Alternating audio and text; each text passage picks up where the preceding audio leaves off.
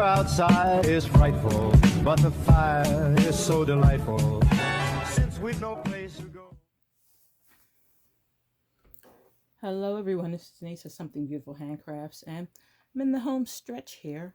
I have the two singles from the wool blend and the lycra, and this is actually a woolly lycra blend here. It's I think 75% wool and 25% lycra.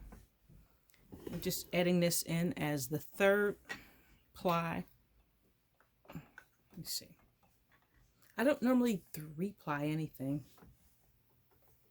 except for socks. That thing is a little noisy today. I do have a tensioned lazy cape, but I'm not putting the lycra on the lazy cape because it just seems to want to tangle.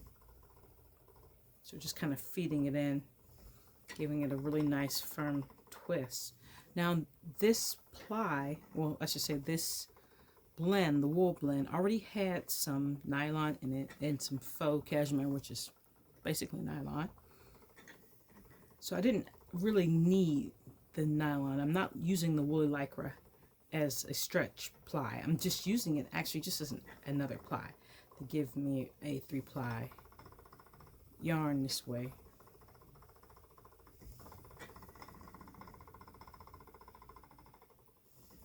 And I am applying it pretty tight. This is going to be a very strong sock yarn.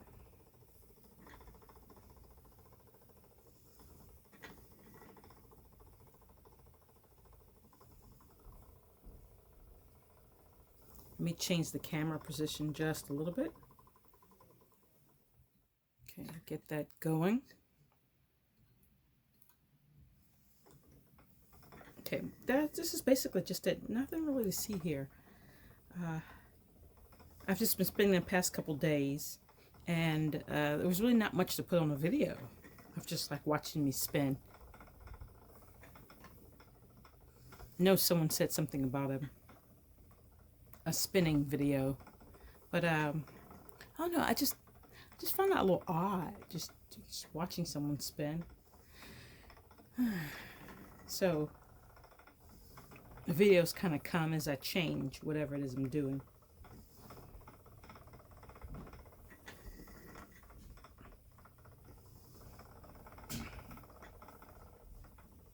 Got a little tangle here. Get that going. So basically, this is about it. I think that it's possible that I will have this completely plied maybe by Christmas morning. So I might have a video on Christmas morning with it, the completed yarn. I can't guarantee that though.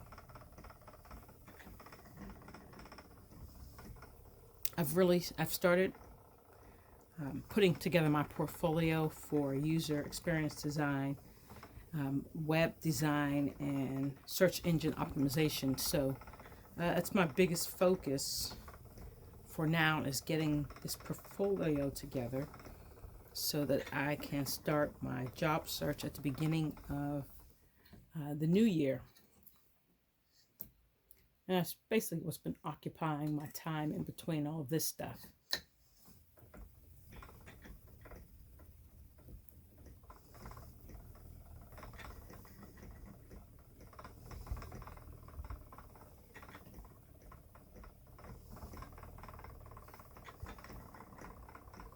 As I shift my focus, it will change a lot of things. You know what? I'm not going to say that as I begin to work full time that I'm going to have less projects, because that's not really true. Because I do a lot of things in between the time that I do projects anyway. So it's just some of those things we cut out, but not this. What will change is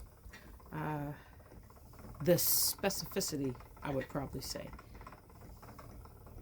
because I won't be able to do as many wide variety projects. I kind of have to pick one and stick one. Usually what I do is I rotate through several different projects. Mostly that's because I'm keeping my attention span going, and some of it is because I want to avoid tendinitis and repetitive stress injuries, so I kind of have to change it up. So maybe in a month I'll have a knitting project, a spinning project, a sock project, or something to that effect.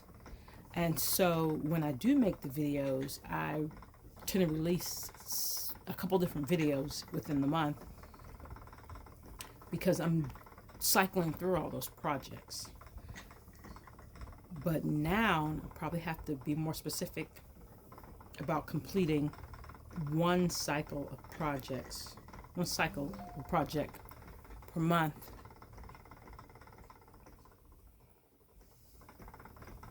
And since the channel began as spinning, I think I better focus on my spinning. Though the knitting is kind of important, because after I finish a spinning project, especially the breed studies, I do have to have something to show for that. Or at least I prefer to make something out of that breed study in order to, you know, further the breed study, basically. So I think actually it'd be better because I'm just going to narrow the focus of things. Oh, I got a tangle. I am tangling at the source here. There we go.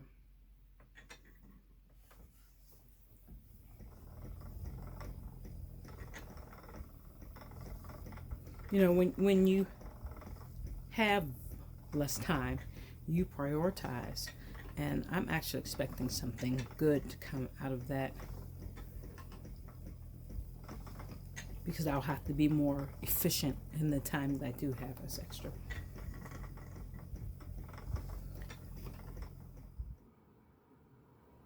So here's the skein. A little overspun, but it's not so bad.